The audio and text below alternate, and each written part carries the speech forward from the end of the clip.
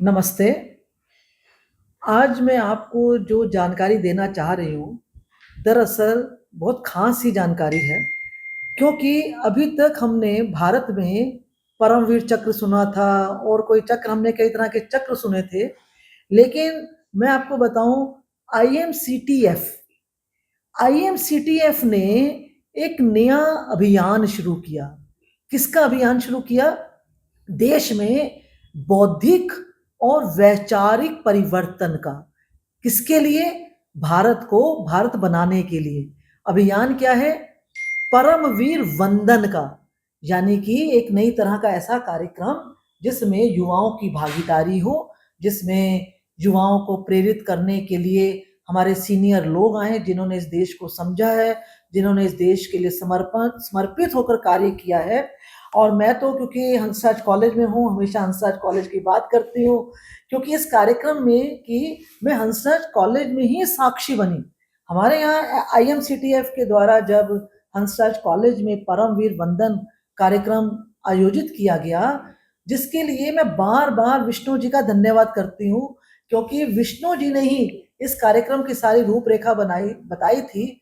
जब मैंने उसे सुना तो मैं उनके सुनने से थोड़ा प्रभावित हुई, लेकिन फिर भी ना मतलब मुझे ऐसा नहीं था कि हमें बहुत अभिभूत हो, क्योंकि विष्णु जी ने कहा तो मुझे लगा विष्णु जी काम कर रहे हैं, अच्छा काम करते हैं तो ज़रूर एक अच्छा इनिशिएटिव होगा।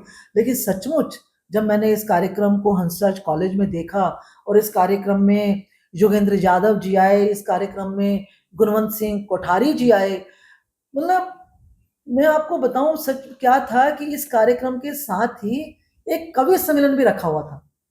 सभागार में जितने लोग बैठे हुए थे उन सबको यही लग रहा था कि परमवीर वंदन में कम लोग आएंगे, सब लोग कवियों की कविताओं से बड़े प्रेरित होते हैं, बड़ा वहां मनोरंजन होता है, सब उधर चले जाएंगे। लेकिन क्योंकि हंसराज कॉलेज था, परमवीर वंदन था, सही में युवा विद्यार्थियों ने, मेरा पहला अनुभव था ये हंसराज कॉलेज का कि युवा विद्यार्थियों ने, मतलब मैंने भी उस दिन पहली बार कवि सम्मेलन से ज्यादा मुझे परमवीर वंदन के कार्यक्रम में बहुत कुछ सीखने को मिला।